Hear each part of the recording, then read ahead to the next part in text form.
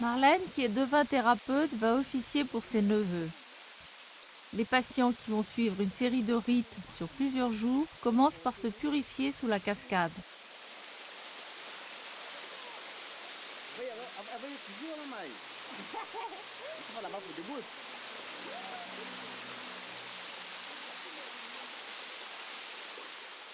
Chacun a apporté une bougie qui doit être allumée.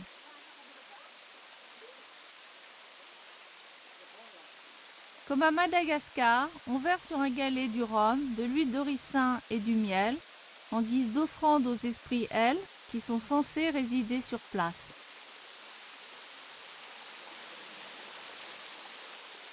Adrien, le père des 3 patients, est déjà en transe.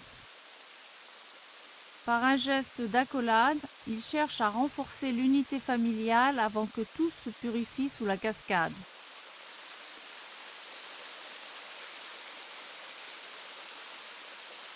Il presse un citron galé sur son front en signe de serment à ses esprits.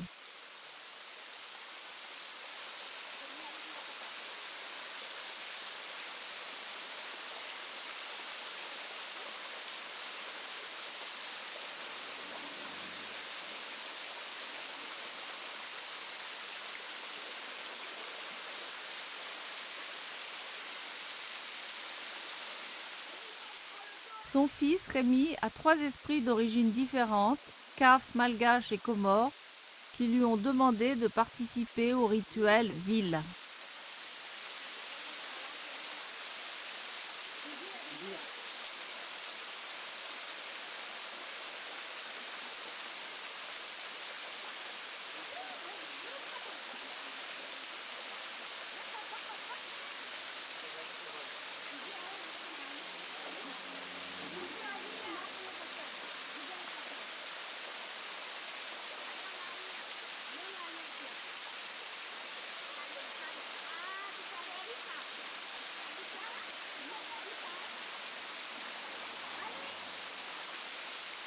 Dimitri, le Benjamin, possédé par son arrière-arrière-grand-père paternel, va suivre les rites Vil, Kalam et Batsesi pour accéder à la fonction de devin guérisseur.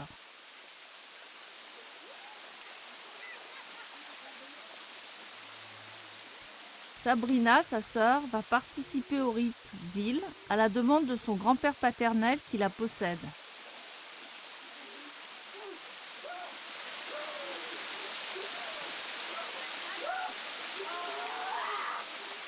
La violence de la chute d'eau déclenche généralement une réaction qui est interprétée comme la manifestation d'un esprit.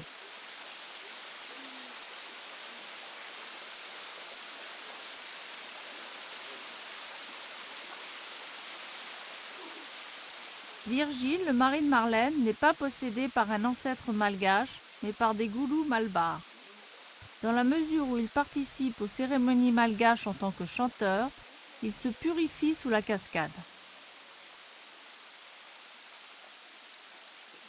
Noëlla, l'épouse d'Adrien, est possédée par son père, sa mère, le frère de son père et son arrière-grand-mère Henriette.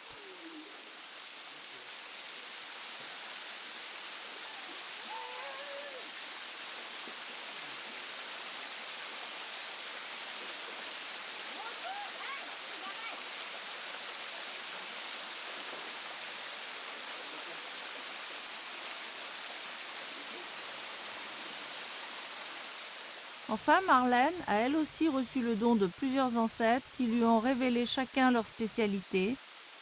C'est son grand-père maternel d'origine Caf qui la guide pour réaliser ce rite de purification.